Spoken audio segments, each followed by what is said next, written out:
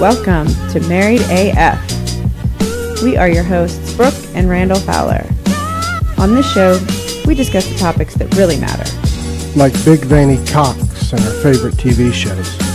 So pull up a chair at our kitchen table and hang out. While I bulldog my nuts.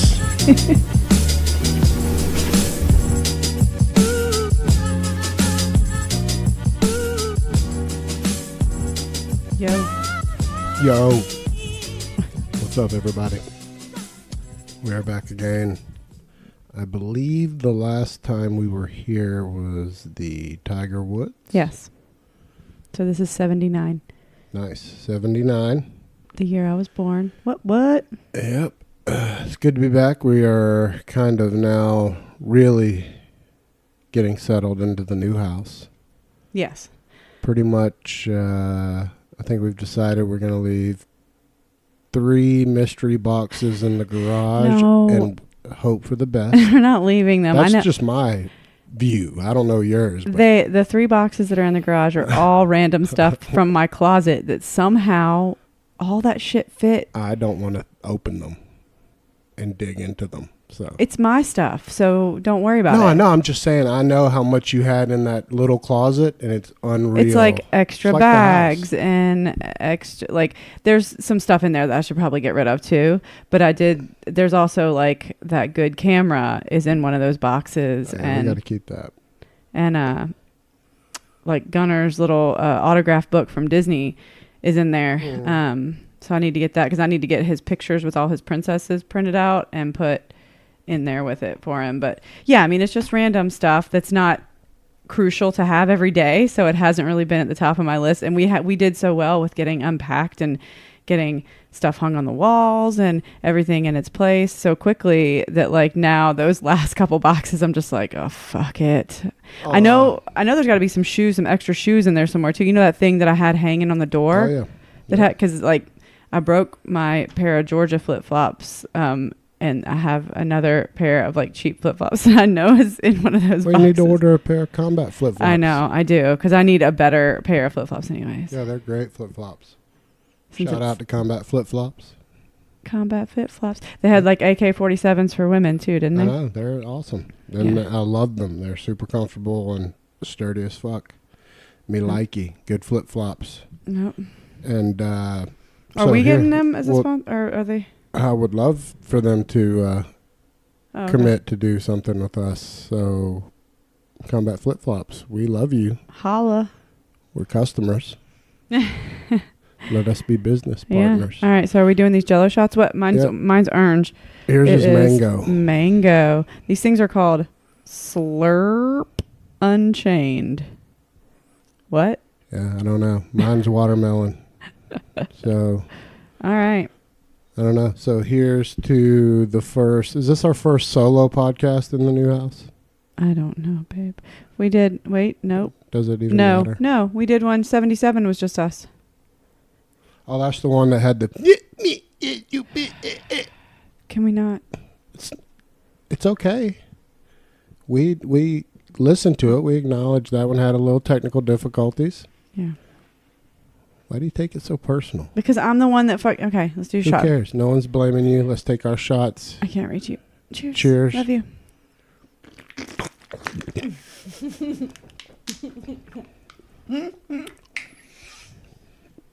I wonder how that sounded. It felt like it sounded amazing. It sounded so loud in my headphones. Watermelon's not bad. The mango's good. Last one I took was garbage. What do you mean? We took watermelon last time. I think I took blue last time. Or were they apple? What color was yours just now? I think mine's green this time. Mine was blue last time. I thought we took green ones last time. I don't fucking know. They've all tasted like Jell-O shots to me, and I've done plenty of Jell-O shots in my day, so they're fine. Well, first thing I want to give a shout out to Civilized Creatures Entertainment Network.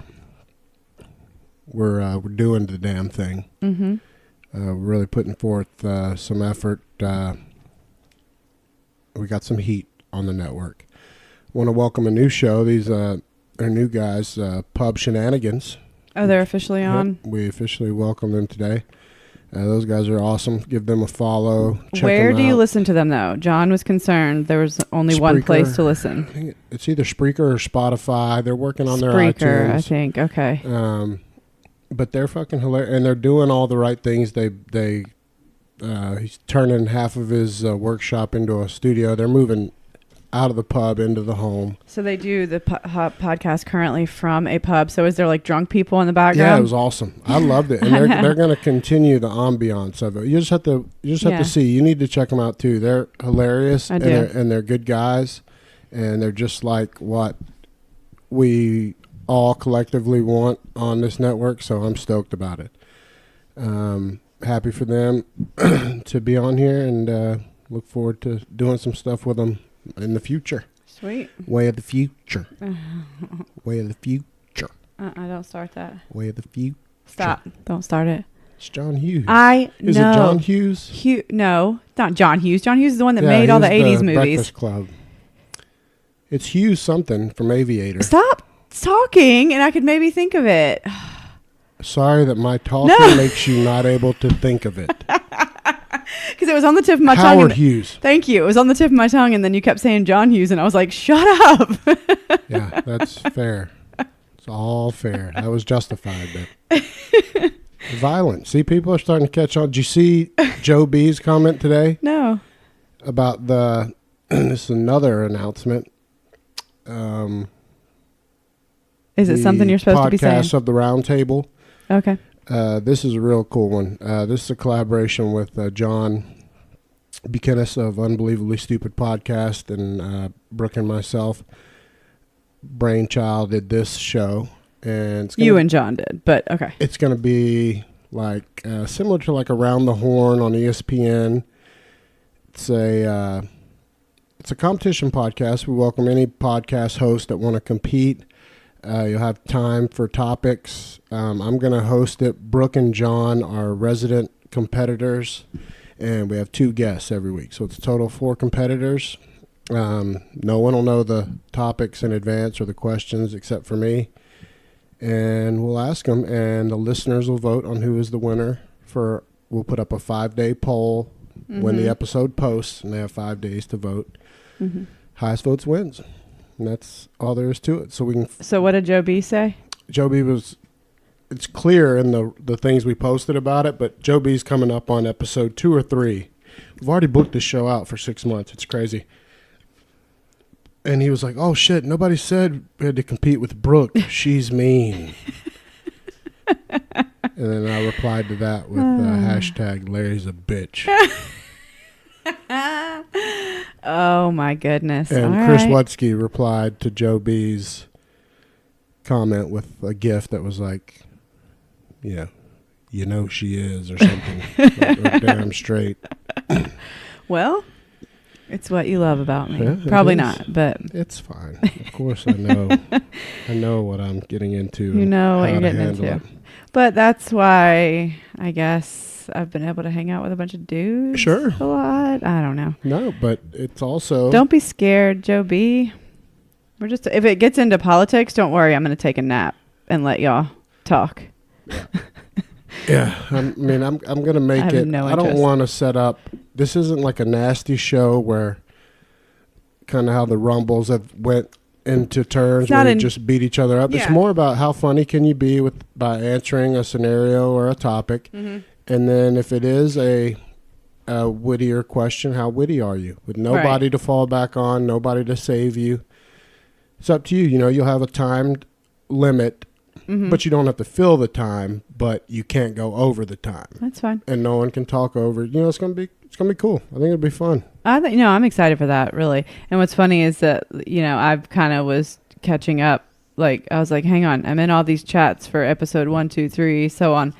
Like, why am I on everyone? And then Randall filled me in that I'm on every episode with John, and he's the host. But I saw in one of the threads that you were like, even though Brooke is my wife and sexual partner, she's not going to be privy to the subjects. And I was like, how is that different from every other podcast we record? Because no, I don't tell you questions in advance. You don't see them. Yeah, every other time we sit down in front of these microphones, I have no fucking clue what is going to come from you as far as questions or subjects or something. So it's no different. Exactly. And episode 1 is going to be a fucking Thunderdome. It's going to be Brooke, John, Jody B from Po Boys, and Jason Almy from Shit Happens When You Party Naked. That's a group of awesomeness.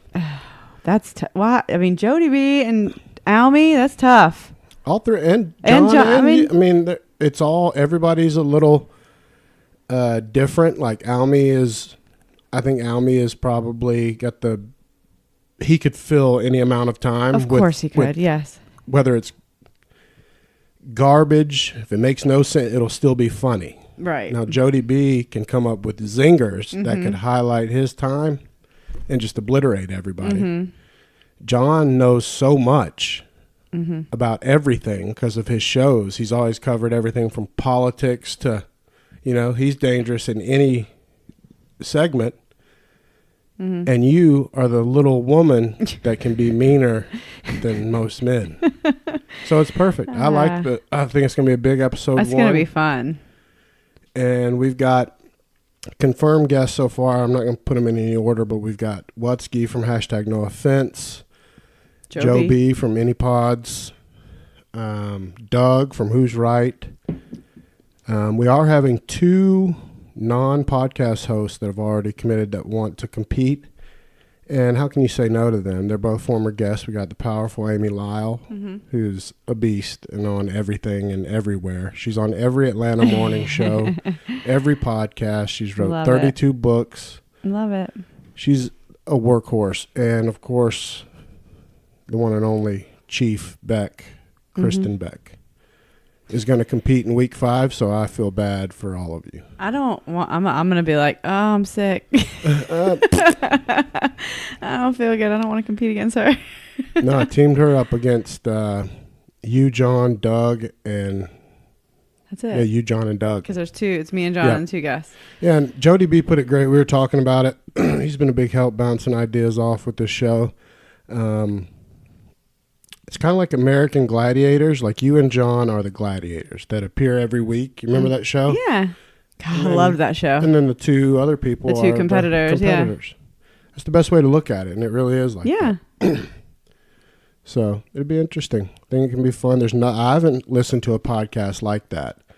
I've heard a lot of these rumbles and they're cool, but they end up being everyone yelling over each other. Is so narcissistic, and including me, and wants to talk. And when everyone talks, no one gets heard. Except for whoever is willing to be the loudest motherfucker in the room. And so, that's where you go. I end up shutting down by then. I'm like, I can't hang with these loud people. It's too hard to be that loud. I know it sounds like shit to somebody trying to listen. So unless you're big listeners of these shows, and then you'll listen no matter what. Still, even like when Joe Rogan does the goddamn Fight Companion and there's 6 people in the room yelling, I can't listen to that shit. No, you're right. For an average listener, you're right. I've watched you be like, I'm out. Because it's, and like, that's where he gets all bent out of shape too. Like, quick, talking over each other. Yeah. And I'm like, I get it. So like on these rumbles when everybody's yelling all over each other, I'm like, nobody's going to listen to this. It's a hot fucking mess. I'm curious to see what magic Dave worked on the rumble. I haven't listened yet. I haven't been able to listen either. I know. We weren't in much. We got our asses muted and tossed off. We got or eliminated. And we, at the time we were eliminated. See, that's some bullshit, Dave. We did not deserve to get eliminated. You fucked us. Don't know why. Nor do I. Yeah, I don't know. But I know Joe B got eliminated, and then we were like, fuck that, that's stupid. He was kicking ass. And then later I see he won. I'm like, he was eliminated when we were still on, the phone. He deserved to win. He did. I'm glad Joe B won. I don't know how he ended up back in there, though, so that's why I'm curious to listen. Like, what events unfolded? I threw a little smoke at him today because there's a post about him winning it, and I was like, well, let's see how you do on a real competition. When there's no talking over, and he'll be fine. He's another one that can. He's another one like Almy that can He can fill the space for sure. Yeah, so it's gonna be fun. Did I get to everybody that's gonna be on? I think so. Oh, and Heavyweight Chumps and Adam Simmons. Oh, yeah, you skipped that episode. Yeah, they're like the second. Their second episode. That's going to be a great one, too. If you, John, Adam, and Heavyweight Chumps. No, those two guys are, like, they're witty, like, super quick, you know? Yeah, Adam's super smart. Yeah. I'm interested to see what his... which one from Heavyweight Chumps? So are the Chumps. Both, but they're smart. They're both going to be on? I know, like, they're... Like, no, it's just going to be one. Devin? Yeah, I think so. Or Maddox? Is that the same The one person? that was on the Rumble. Sorry, pal. Which one was it that was on the Rumble? Was it Maddox or Devin? I think it was Devin. They both sound very similar, if I'm being honest. They do kind of like similar. how Larry and Brian sounded alike to me. Oh, and Larry is on episode 4 with Amy Lyle. It's Larry, Amy Lyle, you, and John. Oh, good.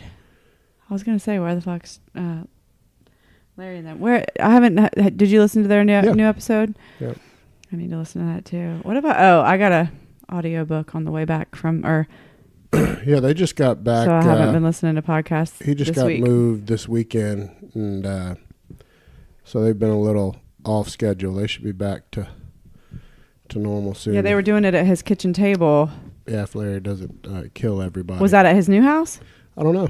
I saw the Facebook Live too. That they were at the kitchen table. I don't even care. I was talking to John about it. I'm such a fan of their show. No, I can listen to their show and never listen to it. Like I just enjoy that group. That it can be background noise for me. I may not even remember what happened, but I'll listen to the whole episode. That show is one that I will always listen to because yes, I like all of them so much, and we've always had so much fun talking to them that I always feel like I'm right there in the room with them, and like their podcast always makes me laugh, and so that's one that it's so easy to listen to for me. Yeah, I can feel when Larry's building up tension at Ron. That's my favorite part. It's funny though. Hilarious. And Aaron's just over there eating chips or playing Nintendo. His Switch. He was balls deep in it this last episode, and he'd chime in from time to time. I had an interesting week though. I don't know if anyone saw on the Twitter universe of ours where I was at the store, came out, and a blue shopping buggy was glued to my truck, and I knew there was going to be a scratch. You could just tell the way it was laying against it, like it's too close. I got up on it. It had raked a good 6 feet down the side. Some bastard had left it, didn't put their carts up. Who doesn't do that? And if you're a listener and you don't put your carts up, you're a monster.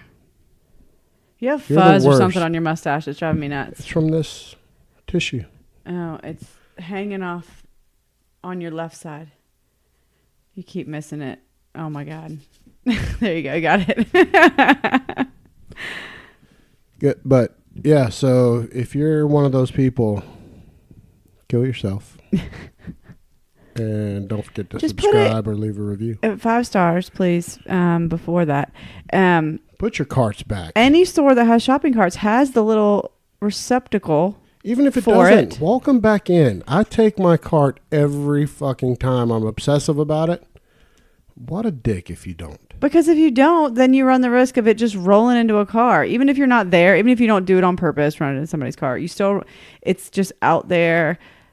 The wind could blow, whatever. And yeah, you're a dick. It was an ominous day. You ever have those times where you're out driving and it just feels ominous? Like either someone's going to hit me, there's going to be a wreck, something's going to be on fire, I'm going to pass a dead body, something's going to happen. That's how I felt. Going to the store, I knew something was weird. Just I could feel it. And I pull up at the store and I get out, and the first thing that happens, this old ass lady that's about 80 runs her like little SUV straight into the concrete around the bottom of a light. A yellow, the yellow cylinder blocks that are at the base of the big parking lot lights. It's probably about 5 feet tall. Like smashed her car into it? She ran her bumper straight into it, bent her bumper in. And she's in her 80s. And she got out, looked at it, and was like, gives a shit. Went in the store. Because, oh, bless her. I mean, when you're that old, Who I can't wait to cares? be that old. She gave 0 fucks. Yeah. if she felt it or saw it, I mean... Well, she obviously did. If you said she looked at it, she went and looked at it. I don't know if she saw what she looked at, like if she could see how creased it was, because it was just a good line. I mean, it wasn't destroyed, but it bent her bumper in. But that was probably the reason for the shrug. Like, yeah, fuck it. I mean, I'm with you. Yeah. But well, I also broke my fucking rearview mirror. Oh, well, you've had 2 doozies. Yes, of course. The very first time you pull into the garage, backing out of it, you break your side mirror on the passenger side. That's correct. Yeah. That was expected. I knew that was going to happen. What? I mean... just because your sister's done it in her old house. She beat up her car on the wall. Jimmy's talked about it all the time. My car is so big, too. Well, these garages are absurdly small. Yeah, so our garage is like... doors. It's I wish not, it was a 1 door. Yeah, it's got 2 separate doors. We have a 2-car garage with 2 separate garage doors. The aesthetics on the outside of the house, it looks great. Yeah. That's the reason for those. Of course it is. However, when you've got a big ass fucking Ford Flex that is going to fill every inch of that opening, it's tricky.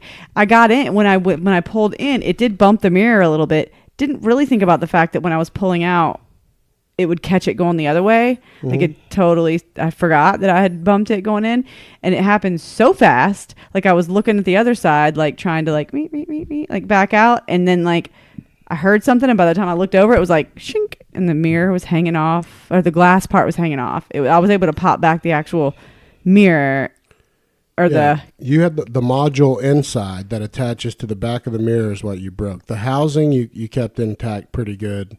The actual glass mirror is just cracked. I was able to snap it. Yeah, I was able to snap it back on, but it's all cracked and janky looking. I'm so pissed.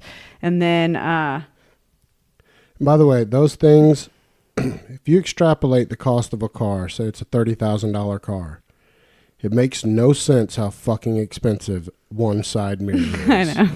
It's so dumb. Where is the cut of the rest of the part? Because the percentage of the car that is does not make any damn sense. No, and then think about the other mishap I had.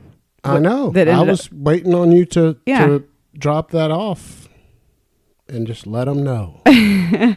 Yeah, so my car has needed 2 front tires for a while. Probably should have... we talked about getting new tires before going to Disney, by the way. I talked about it a day before this happened, because when it was raining, I was like, we might just take my truck. And it's tricky with your Flex because your tires are so low profile, you don't notice balding on them because they're almost slicks. No, but you just looked at, all you had to do was look at the front ones, look at the back ones. I mean, I knew they were shit and I knew they needed to be replaced. Mm-hmm.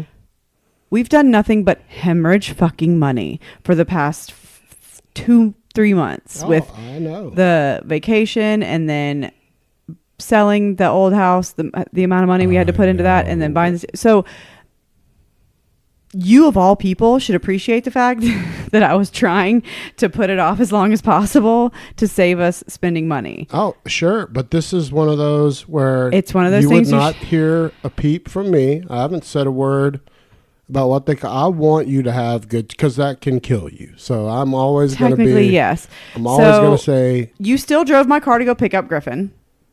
Yeah, and it did fine. So obviously you weren't that concerned. No.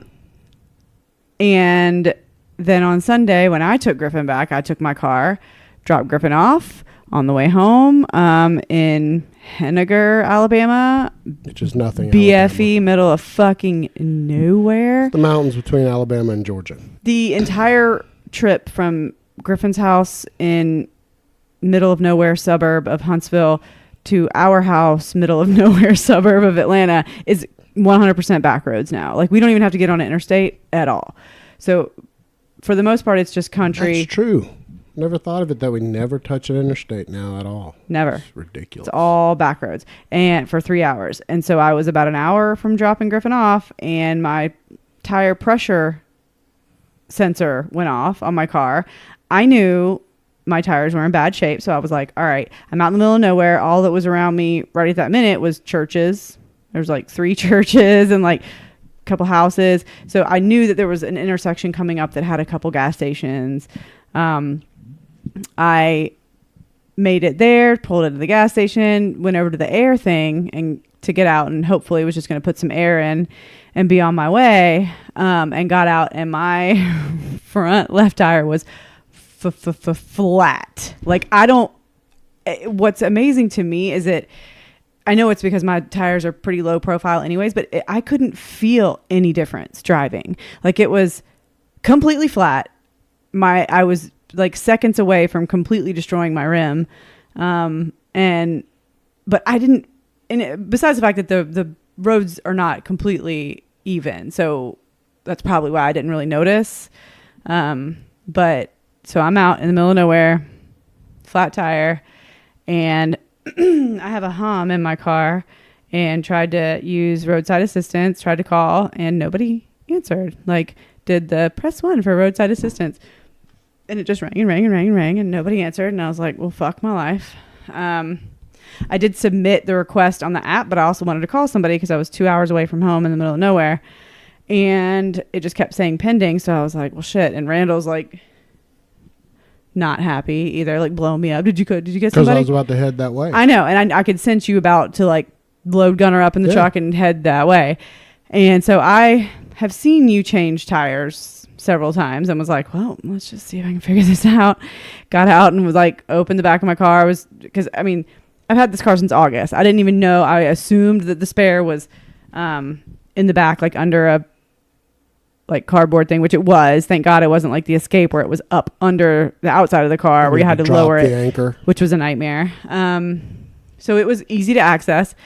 But right as I was doing that, the nicest man in the world walked up and asked if I had a spare. I said, yeah, I just found it. And he offered to change my tire for me. And before I knew it, it was done.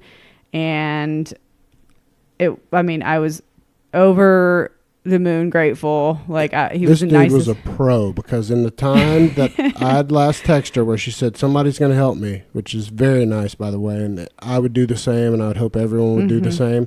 In the time that she texted me and said some nice guy is going to help me, to where she said I was back, it was like 4 minutes. He was like a NASCAR tire changer. He was pro. Yeah, it was definitely not his first rodeo. He was literally the nicest guy ever. And it was, he said, he even made the comment that, cause I kept saying, I can't thank you enough. This is so nice. Like, I was going to try and figure it out. I've seen my husband do it several times, and, I was going to try and get in touch with roadside assistance more, like just trying to tell him how much I appreciated it. And he said, it's no problem. I just live right over here, and all I got to do today is mow my lawn, blah, blah, blah. He said, I know, nowadays, not many people would do this, even when it's a young lady like you. And I was like, trust me, I watch all the Datelines. I know that even the first thing that popped into my head with me being stranded out in the middle of nowhere is I'm going to get murdered. That's it. Somebody's going to try and murder me. It was in the middle of the day on Easter, though. Well, that was a good thing. And that's why my timeline was, if you didn't get that roadside assistance, we were going to head there then, because I knew 2 hours, we still have plenty of daylight. Right. I was going to tell you, get in the car, just lock the doors. Yeah. Listen to a podcast. We'll be there in 2 hours. Yeah. But thank goodness this guy was there, and it's very nice. Can't say enough that more people should do that kind of shit. And I know and that's probably the good part about that. You did land in a small town. Right. That somebody nice like that was willing to take that time. And so if you're listening, sir. Yeah. Shout out to you. Never would he be listening, but of course he's not. But still, shout out to you, sir. What's funny is that he walked up at the same time. Another guy walked up at the same time, and I almost thought they were together. The other guy, a little sketchier looking. Mm-hmm. He might have worked at the gas station, and it was not a good gas station. I don't even know what brand it was. It was across the street from a Mapco, but it was like AJ's Fuel. Like, it was something so random. Mm-hmm. And he looked like he was a little tweaked. Ooh. But as soon as, like, the guy that actually helped me was just like the most normal, just super nice. And as soon as he saw that guy was like really taking the initiative, I think he was coming over because he felt like he needed to come ask me if I needed help. Mm-hmm. more obligation. And then he was like, cool, that guy's going to do it. And he walked off. But I was way happier that it was this guy that helped me, because I didn't feel creeped out by him at all. The other guy, I was like, yep. Oh, man. And let me tell you, those low profile tires are so nice to look at, but dear God, they're expensive. Oh, but I'm glad that there's 2 new ones on the front. They were bad. I mean, it was just luckily you got back, because the other one was just as bad. It was exactly as bad. Yeah, I mean, when I looked at it, it was because it was the inside. So the one that was flat, when I did try to put air in it at first before knowing that I was fucked. As I'm putting air in it, I could just hear it going psh, coming out the back of the tire. Like, it was literally, I was putting it in the front and it was just pouring out the back. So they were so worn on the inside that the wires were sticking out. There was a hole that had worn on the inside of the front left one. And the front right one looked exactly the same. Like, I literally was like, and the guy that changed my tire was like, sweetie, I don't... You'd have hit a rock wrong or a pothole. That one, I mean, it just luckily held on. He was like, I don't know if you're even going to make it the 2 hours. I was like, look, I drove 45 miles an hour the entire 2 hours. It was all back roads. I had lines of cars piling up behind me, getting so pissed. And it was the worst 2 hour drive of my life, because I get such anxiety if I'm the one causing a backup. Oh, for sure. For one. So like anytime it would be like where they could pass me, I'm like, please just go around, please go around, please go around, please go around. And then see that I have a spare and that I'm not just a fucking asshole going 45 and a 55. Like, oh, it was the worst. Yeah, like, fuck them though. But I made it home and immediately drank a few beers to calm my nerves, because the whole time driving, I was just like waiting for the other one to, and of course my tire pressure sensor light was on because of the spare. Of course. Yeah, so I wouldn't have even known like which was which. Right. No, if the other one would have blown out, like what would have... It was stressful. I mean, once you made it back, I was good to go though. Because the next morning we got it taken care of. So. Yeah. First thing I did the next morning was I was for sure not going to go to the office, because I was like, I don't want to drive any further than I have to. So I went to a place that's literally like, the place I went to, by the way, was in the same shopping center as Sidelines. Got it. But yeah, it was, and I went ahead and got oil change and stuff that I needed. But like, yeah, it's a lot of money, and that's why I was trying to put it off. But I feel so much better with 2 grand. And you shouldn't feel. I mean, that's a thing that is non-negotiable. I mean, it's fine, no matter how much they are. You got to have them. Yeah. But I did want to say we did get a 5-star review. I want to read it because it's very nice. 5-star review. Oh, okay. From an anonymous listener on iTunes or Apple Podcasts. It's always nice to listen to a married couple discuss things in a real way. This is 2 people who obviously love each other and love to make others laugh. Great show, you two. Keep it up. Oh, that's very nice. Well, thank you to that listener. Thank you, friend. Who is clearly a friend, possibly a best friend. And I wish more of you would leave us reviews. Yeah, that would be hugely helpful. Swell and dandy. If you all could, if you like the show, go leave a 5-star review, and then subscribe to this motherfucker. Subscribe too. For sure. And then tell a friend about this bitch. That too. Tell them to subscribe, and also just tell us what's up. Yeah. Or get the fuck out of here. All right, so... Sorry, I was going and looking, too, to see... Covered the old lady hitting the light pole. We got some listener questions. Wanted us to get to, since it's 2 of us and no guests here. Mm-hmm. All right, first one. Randall. I'm trying to get my husband excited about me getting my tits done. I show him tons of pictures of other tits, and he's disinterested. What? I can't get him to admit that I need bigger tits. Why is he being so weird about it? All right, this is an easy one. It is an easy one. I'm going to start. Well, she is to me. You get to answer second. When it's addressed to me, I get to go first. When it's addressed to you, oh, it you is. get to go Sorry. first. I forgot that it was to you. No, Sorry. Go ahead. First off, this is a trick. It is a trick. It's a trap. You're being. It's a trap.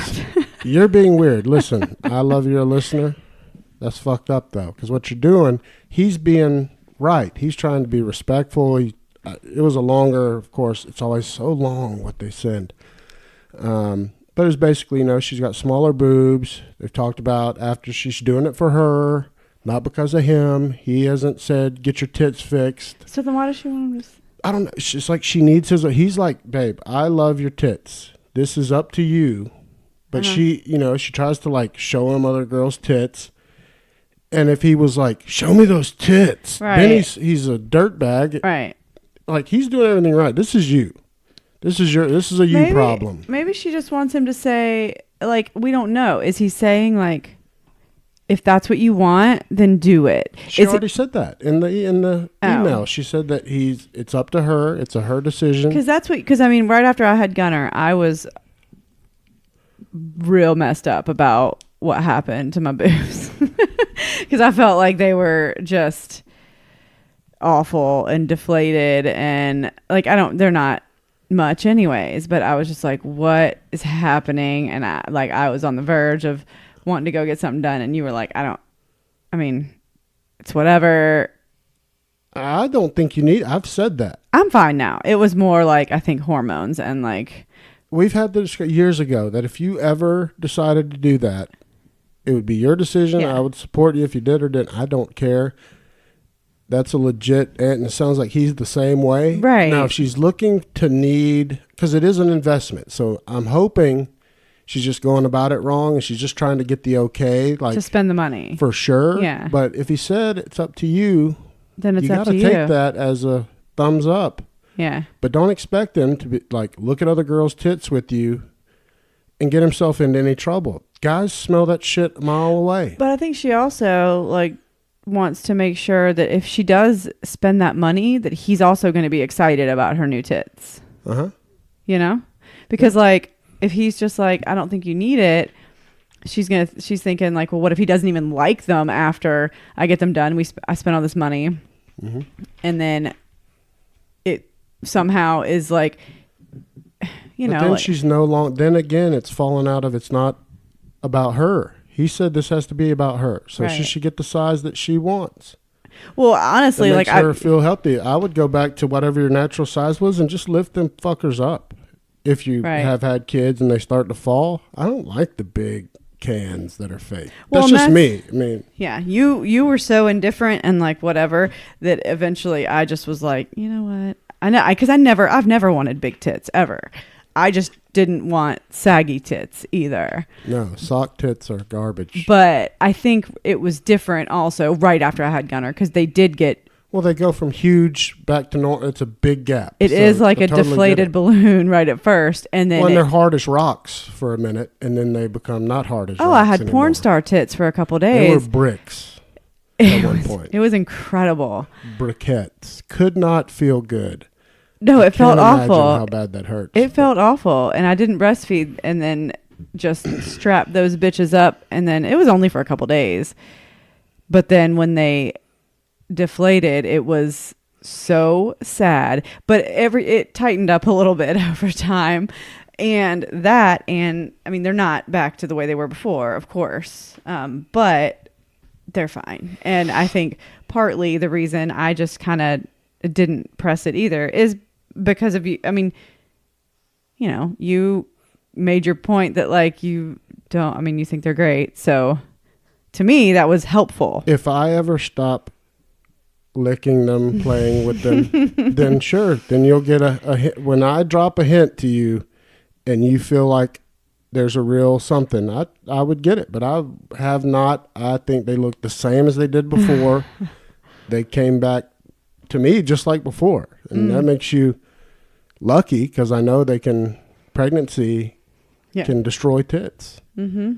Motherhood destroys tits, and amongst other things on your body. But it can really destroy areolas. That's where you got lucky. It can ruin an areola. I didn't breastfeed. When you breastfeed, that's what happens. But even when they grow, the areola becomes a dinner plate, and it never quite shrinks. A lot of that's luckily yours didn't turn into huge dinner plates. No, all that stayed the exact same size. I had these huge cans with like these little. It said that they were ridiculous. I remember it was like Thanksgiving that year, right after I had him, was like the first day. They were huge, and I remember calling my mom and my sisters back as soon as I got there. I was like, "Come and see these." Yeah, I mean, shout out to the pancake tits that are out there. I mean, all tits deserve love. Yes. And I was excited to have porn star tits for a couple of days. But for me, it's all about the ratio of areola to tit. When that ratio is skewed, the tits become atrocious to me. That's just to me. However, you have also been on record as stating that all tits are glorious. I just said that before this too. But for me, as a sexual preference, want to put your mouth on them. If the areola and the tit ratio, it needs to be at least, I say 5-1. Okay. If it gets closer, anything less than 5-1, there's too much areola. I can't mess with the tits. Got to do better. So change it. It's possible. You can hopefully fix that. But to this girl, just quit worrying about tricking him into you're putting him in a can't win situation, so he's shutting down. He's just being a dude that's trying to keep his wife. He's not trying to fuck up. He's not an idiot. He obviously likes your body the way it is, but he also wants you to be happy. So if you really want it, and if that's what's going to make you happy, then get the bigger tits. Then do it. And I'm sure he's gonna like the big ones too. He's gonna play with your bigger tits. He's not gonna say, "Get those tits out of my face." Right. I mean, get those new big tits out of my face. Right. Bitch. He's not gonna like shun you because if he's being supportive, then he's being supportive, and don't try and trap him into saying that you need it, because then it's gonna hurt your feelings, and it's just like stupid is what it is. Yeah. As an unnecessary argument. Yeah. And stupid. Get the big cans. He's not going to turn them away. He's not going to say, "I want your sock tits back." Get rid of these. Why you got to say that? Because clearly she's got sock tits. I want it at one point too, and you said. And you don't have sock tits. That's what I'm saying. So she doesn't necessarily. If you're writing into did you write this? Is this you? No. Writing into us? Because it's ridiculous. I totally get where he's at, and so I'm just telling her, if he's agreed on the financial part of it, it's a wrap. Do it if you want. There's this major surgery. I mean, it's painful for a little bit. Yeah, it's not as bad anymore, though. You can go to work like about the next day or the day after now, sure. When they go through your belly button and shit. But, I mean, they're putting your ass under. No, it is still a major surgery, but yeah, just do it. If that's what you really want, then do it. Don't try and push him and trap him in a corner and make him say that your tits need work now, because he's not going to do it. No. And that's just wrong. No reasonable husband is going to do that. All right. Brooke, I'm second fiddle to my husband's dog. Am I crazy for being pissed? All right. I'm going to give you a little scoop on this reminds me of Sophia and Jay from Modern Family. Yeah, this is the long story. They had 4 dogs. One of them died that they'd had forever. She loves the dogs too. The one died of cancer. After that dog died, he got exceptionally close to one of the 3 remaining ones that's a female, and she gets all the attention in the house. The wife tries to spice it up with lingerie. She came in one day to seduce him, and he was like, "Oh, you look cute. Come here, sissy," and is playing with the dog. She didn't even get to do that. And, she's just pissed. She's like, he lets her up on the counter. She's 140 pounds. Feeds her pure table scraps. I don't know what kind it is. 140 it's a pounds? huge dog. Good God. Yada, yada, yada. And she's fed up with it. And she feels stupid for even asking about it. But she feels second fiddle to the dog. I'll let you answer first because it was asked to you. Look, I am all about the dogs. I love dogs. They're part of the family. However, I mean, it's ridiculous. I mean, absolutely crushed, heartbroken when my first child died. And yes, I gave John, who was severely depressed when Breeze died, I gave him lots of extra attention. Never would I choose him over my husband.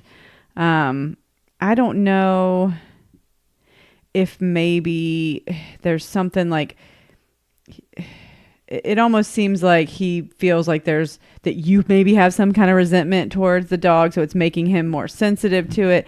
I don't know. Just talk to him about it. I mean, John just flopped back down on the ground. He's like, yeah, no. I mean, I think what's happened is it clearly was hard for him to lose the dog, and no one grieves the same, and so clearly he's compensating with the other dog out of probably fear of losing it. Yeah. The other one died of cancer, by the way, she said. And yeah, it could be what you're saying. He's like, you don't care enough, and she's like, you care too much. Right. Instead of just kind of meeting in the middle, maybe if you'd grieve together and just have a few days of however anyone feels is okay, and then it starts to feel better. You know, that's the time where you have to stop. No one should interject how someone grieves. That's a tough, tricky. Like with Breeze, I mean, when I have all kind of gripes about dogs all the time. But when she got really sick and you decided we were going to put her down, that's not the time for me to have any issues. We treated her like she had the best life ever that last week. Yeah. And it's the wrong time to make it about you if you maybe aren't on the same page. So I'm hoping maybe she wasn't quite, maybe if she would just be there a little more, maybe talk to him about it. Well, maybe he needed to like open up to you a little bit about how he was feeling about, because, that's where, I know I brag on Randall all the time, but leading up to when we put Breeze to sleep and then after, well, mostly leading up to it, I cried like every day, like knowing that she was sick and knowing that it was, and then even for like after, like the day we put her to sleep, obviously, and then like days after, all I did was cry. And I would be like, oh, this is ridiculous. And that's where Randall would be like, this is not ridiculous. Like, you do what you need to do to grieve. And I remember telling you, you'll know when you want to put her down. Because we could have earlier if we wanted to, but she's such a good dog. She, was a soldier. But I knew that you would know when you wanted to do it. You never heard out of my mouth, like, let's do it. Because that's ridiculous, So no. I don't know how that went down for them. But in my opinion, that's just a very tricky situation where you got to remove the me part when your partner's going through something like that. Because, all couples will bicker, have differences. But when when the shit really hits the fan, you got to remove yourself and your needs for a few days. It makes all the difference. Yeah. So that's what I think maybe it's possible that you need to just talk to him about the loss of the other one and that, Yeah, go back to square one. Yeah. Just talk to him about how he's feeling about it. If he misses her, that be okay. If he does tell you how sad he is, be okay with that shit. Yeah. Don't be like, why are you being a bitch? Right. Be okay with it and be okay. Like, let him, if he is paying this other dog a lot of attention because to compensate for the loss of the other one, like, be okay with that too. And like, I think John farted, by the way. Thanks. I really do. His butt's over here by me, so I don't He's rolled from here to there, though. He did like do a G.I. Joe roll over here. Did you crop dust Daddy? That was very rude. Shoo. But yeah, and then just talk to him about it, and then maybe y'all need to grieve together, and maybe like, I bet if you show him that you give a shit, this will all resolve itself. Yes. I think he's probably a little, you're getting less, dog's getting more, because right now he thinks you didn't give a fuck about his dog. And maybe he's self-conscious now too about the fact, about all this, and so just let him know you care, let him know that it's okay for him to be sad and feel that way, because it is okay. It's... Of course it is. That's... Of course it is. Your babies. Yeah. I think it'll work itself out, though. Yes. It's not as bad as you think, and So there you go. Solid advice, I feel like, from the Married AF crew on that one. I feel good about that one. Mm-hmm. All right. Huge fan of the show. It helps me get through the SoCal traffic. Shout out to California. Oh, yeah. And now our biggest state. Yes. That's what I was going to say. As far as support. Mm-hmm. Where's the home state at? Georgia fucked us. I know. Georgia and Alabama were Alabama number said one. sayonara a long time ago. It held up early, and then... Alabama's told us to kick rock. So California's where it's at, y'all. We appreciate all our California listeners. So, okay, continue. SoCal traffic. Could you guys do me a favor and tell me what my husband means when he says the following? He uses these same lines every time we fight. You're always complaining. I'll stay home and you work then. You've forgotten what the real world is like out there. You've never been on my team. Huh? Thanks for any insight you can provide, Sarah from SoCal. All right, Sarah. So I guess Sarah's like a stay-at-home mom, or she doesn't work at an office, it sounds like, but she does go into traffic to list. So who knows? Could be taking a kid somewhere, daycare or something. Right. Either way, I don't know, man. Those are all a little deep to be the go-tos. That's all those? That's a lot. I mean, a go-to is fine, and everyone's going to say a thing or two they regret when you fight. I mean, like, that's just going to happen. You immediately regret it. But if he's... This is, like, all daggers. That's like a script. They're all good... of, like, pointed... They're all heart punches. Yeah. Like, they're all gut punches. I don't know. Maybe he's just a champion fighter. I don't know. I don't like any of those comments, though, at all. Like, it's all very insulting, and I don't think you should talk to your wife that way. Oh, the worst one is you've forgotten what the real world is like. No, that's so insulting. Let me tell you, first off, if you're a stay-at-home mom, props to you. That's way harder than going to work. Yes. I'd blow out my brains. There is no way in hell I would still be a sane, upright human being if I was at home with Gunner 24/7. Are you fucking My mother was a saint. Kidding me? I have a whole new love for that after kids. Yeah, and my oldest sister with 3 boys. What in the actual fuck? I can't imagine. I mean, she's a cyborg, though. We all know that. She's a machine. But clearly, I just that in itself, if you're a stay-at-home mom, first off, tell him he's full of shit on that. Yeah. You should tell him, you know what, bullshit. You forgot what you get to go home and interact with adults.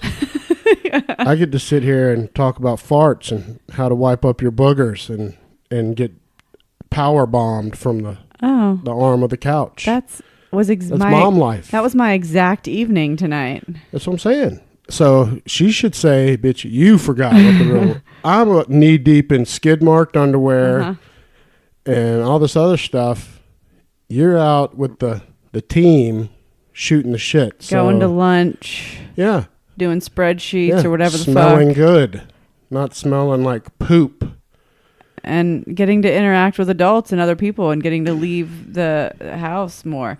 I mean, I don't know. I don't like any of that. I think you need to address that like head on and be like, hey man, y'all just need to learn how to fight. Right. She did say in the whole email that he's a great husband, all that. Yeah. Y'all just fight too meanly. Like that's too much. That is exactly right. So do better there. And the first step in that, I think, is that before any words come out of your mouth, no matter how angry you are, you just got to think about being kind to the person you're married to. Like, don't ever purposefully go straight to say something with the intention of hurting their feelings. All that stuff has the intention of hurting your feelings. And it's just...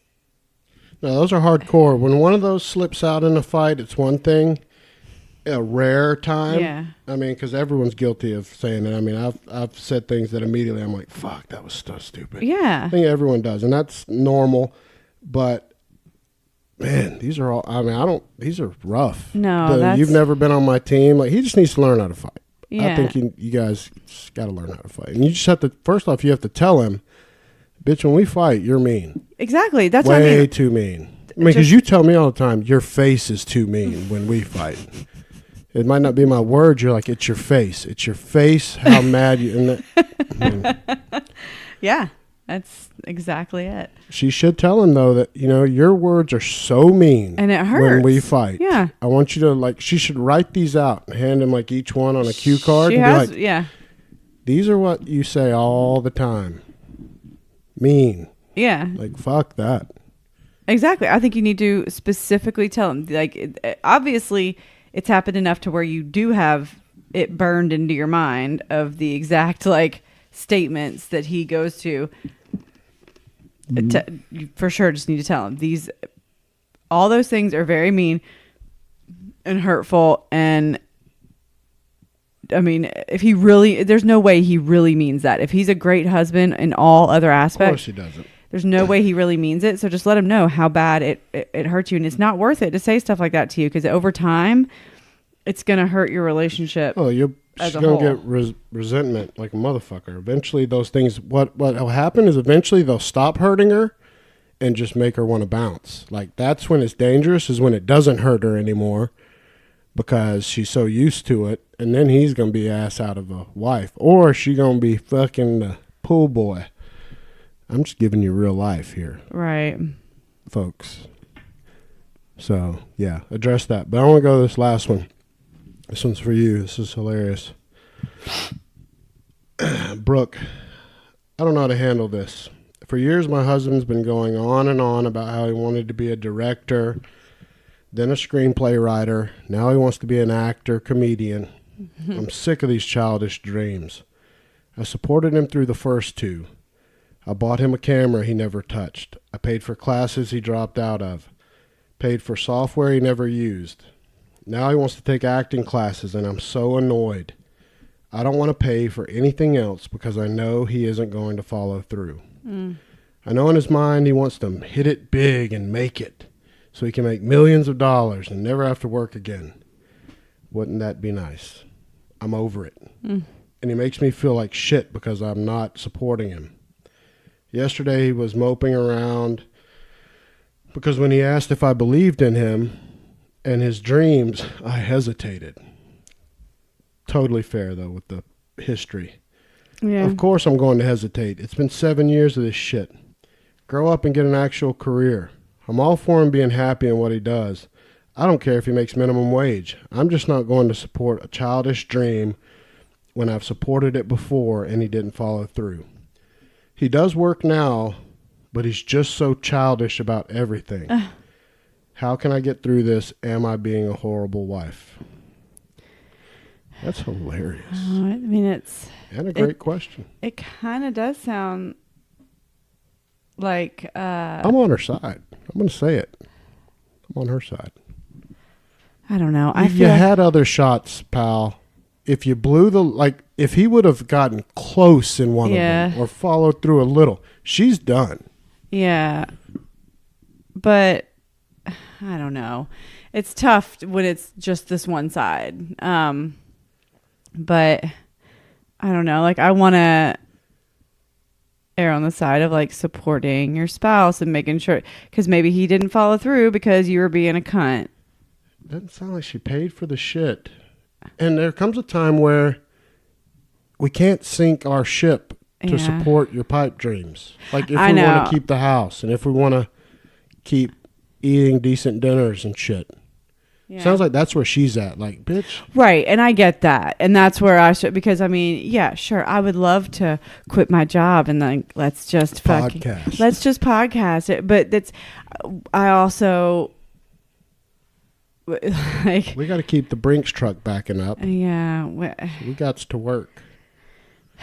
That's a tough one. I'm all for the one or two times where you're like, you know what?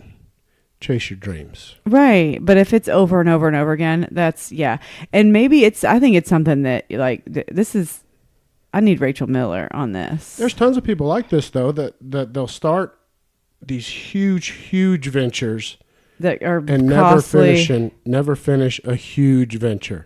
So I would, I'll equate it to this, and it's an example with us that happened tonight that was perfectly similar. Okay. I'm trying to think tonight. When I was in the shower and I told you that I wanted to expand our shower to be huge. Oh, get rid of the tub and just make the And shower make the a whole. huge Yeah. walk-in shower that we both want because we're not going to use the tub. Mm-hmm. And you were like, "Oh, you mean you'll get someone to do it?" No, I said Because you know that a part of me will be like, "I'll start this shit, and then I'm either going to make you miserable until it's done. I'll kill myself to finish it." Or I'll fuck something up so bad beyond recognition. So, and we both agreed. I was like, of course I'm not. Because if I start that little bit, I'm afraid I'll fuck it up and never finish it. So part of it is acknowledging it. He needs to see that, bitch, you're probably not going to be an actor or comedian. Most people aren't. Right. In this world are not going to be actors or comedians, especially a working one, a paid one. Right. That makes good money. And it's one thing if he was trying to do it as like a hobby, you know, like Sure. like Rachel's husband going and doing like of course. like improv and stuff like that. That's and awesome. Like Larry and all them going and doing comedy. Like that's a hobby. That's not what But their careers, none of them. That's Right. their secondary. Right. So it's one thing like that's where it's like you need to put your family and like the survival of your family first, which I know like it shouldn't be all about money, man, but like you gotta be able to feed, Gotta have some. you gotta be able to feed your kids, put a roof over your head, and clothes on everybody. And then if you have the time and the means to maybe have a hobby like that, where you go to some kind of like, you know, improv school or acting school on the side or whatever. Sure. Remember, she's paid for him classes that he didn't go to. So if you, yeah. So maybe if you would have followed through with one of those, right, and then went, she would have supported the next one. But when you didn't even do it, no, it's kind of ridiculous to even ask. And number two, it's ballsy at of this him to point, ask. it's not fair that she's going to have to give up stuff clearly to pay for this for her to have no the track upside record, it's not a good track record. So I think it's time for him to suck it up and maybe put her wants first instead of him. It sounds like he's being pretty selfish. Yeah, it's going to be a tough. But that's a tough discussion. It's going to be a tough discussion. Yeah, I mean, she's got to stick to it. Because you want to be, you also want you want to be the supportive wife, but there's some point you got to put your fucking foot down and make your point to where you're not belittling him, but make your point clear to where it's, you know, this isn't fair to the whole family. No, and you made a good point. We didn't even jump on it. He wants to be an actor, comedian. She should be like, cool, go do open mics after work. Yeah. We got plenty of friends that do that. Yeah, they're do free. It. I love it. Go do it at nights. I'll even come watch. Yeah, work but on I'm not, your like, set. letting you quit work. Right. To move to LA when you could start at the comedy scene local to you. Let me see that you're going to do it and see what happens from that. That's where instead of jumping into the deep end. That's where everybody starts, is doing that and having a paid job on like for their day job and then doing that at night. Yeah. Yeah, because I mean, we got a lot of friends. They'll go do some.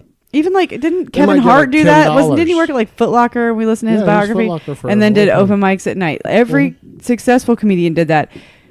You're schlub of a husband that's not going to be successful. I mean, you heard Mo Mandel when he was on our show. Him, Joe Rogan, and all them, they get $25 a night from the Comedy Store. Oh, at the Comedy Store. That's not for money. Yeah. But I'm saying, so if Joe Rogan's getting $25 for the Comedy Store, Joey Diaz is getting $25. Yeah. Fucking Theo Vaughn, Crystalia. All them guys are getting $25. What do you think you're going to get? You're going to get no dollars and have to lose some of your time and show her that that you can do it. It's a hobby. Like, he needs to just realize it's fine if you want to do this, but it's got to be a hobby. It's not. This isn't going to be. If it was going to be your main source of income, stop doing that. Doing what? Rubbing your beard all over the microphone. That. Yeah. All right. Continue. I'm listening. I forgot what I was saying. You're saying if you're going to continue.